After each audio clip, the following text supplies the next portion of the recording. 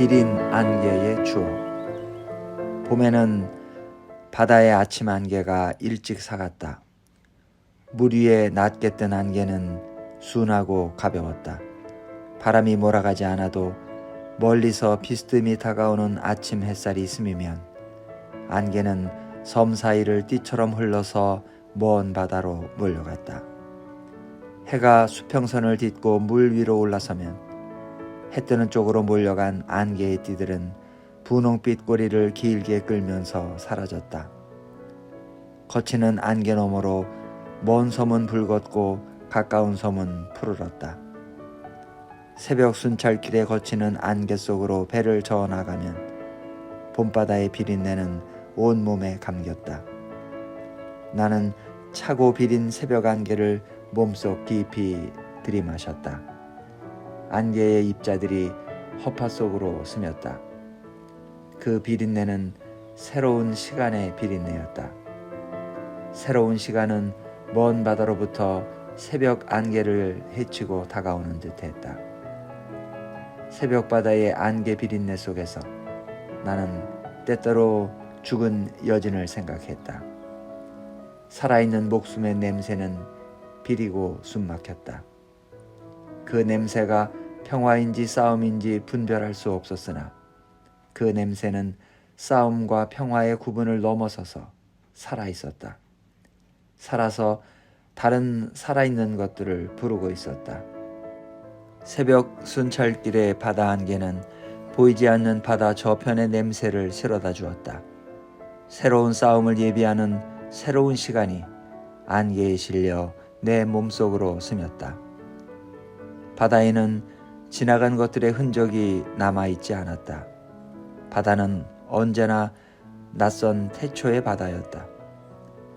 수평선 너머에서 새롭게 다가오는 시간들이 적인지 아군인지 식별할 수 없었다.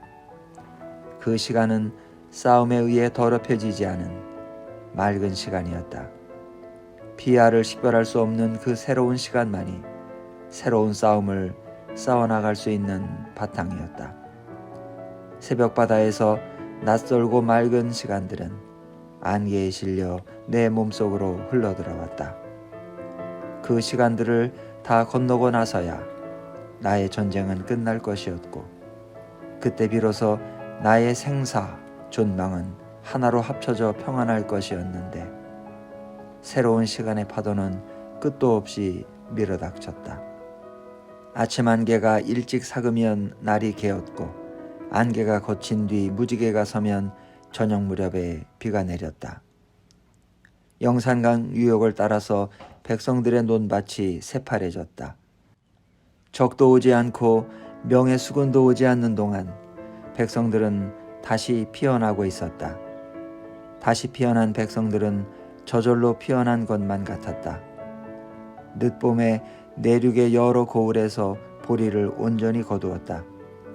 보리가 풍년을 보자 연안과 섬으로 가는 작은 거래들이 늘어났고 오일장들이 하나씩 살아났다. 장날이면 포구 선착장마다 백성들의 배가 새까맣게 붙어 있었고 물때를 따라 나온 고기잡이 배들이 연안 어장으로 몰려들었다. 경상 해안 쪽 피난민들은 작은 어선 한 척에 40-50명씩 끼어 타고 돛도 없이 노를 저어 수영 쪽으로 넘어왔다. 고기 잡는 백성의 배들이 수군의 작전구역 안으로 넘어들어와 읍진의 경비병력과 충돌이 잦았다.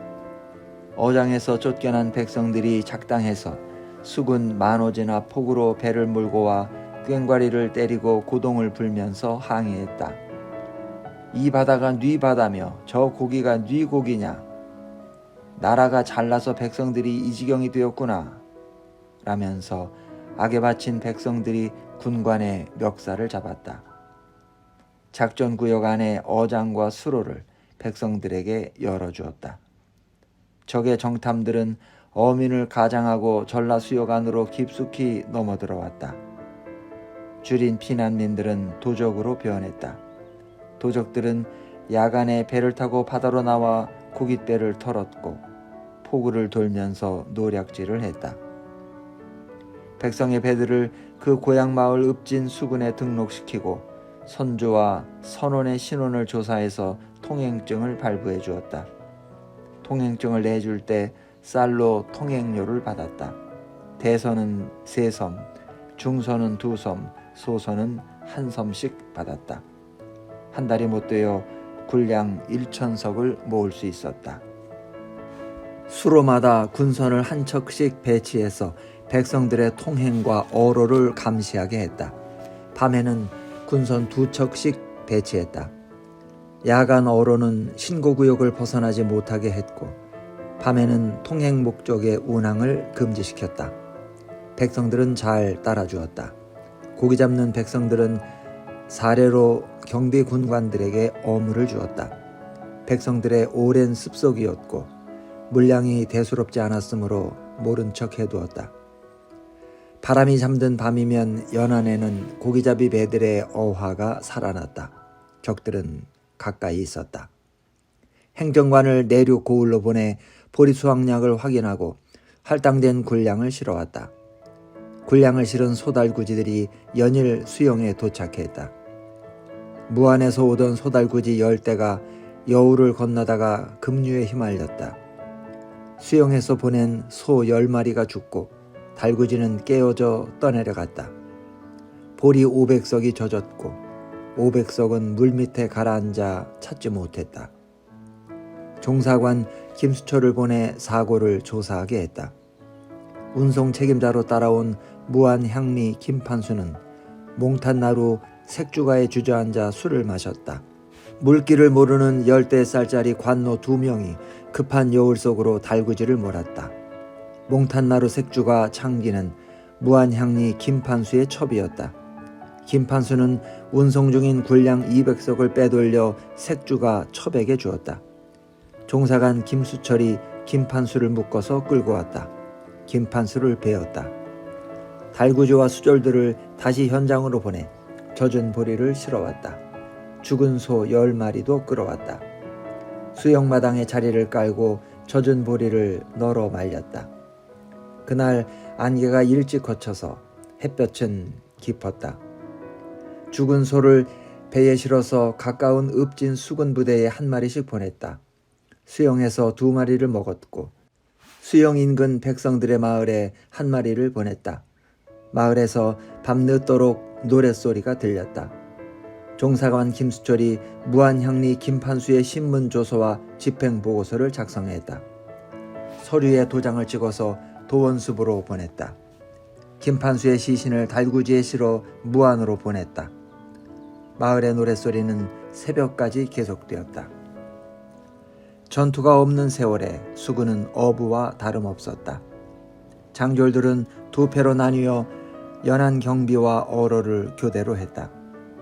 전선에 그물을 갖추고 2척이 한 쌍이 되어 쌍끌이로 끌었다.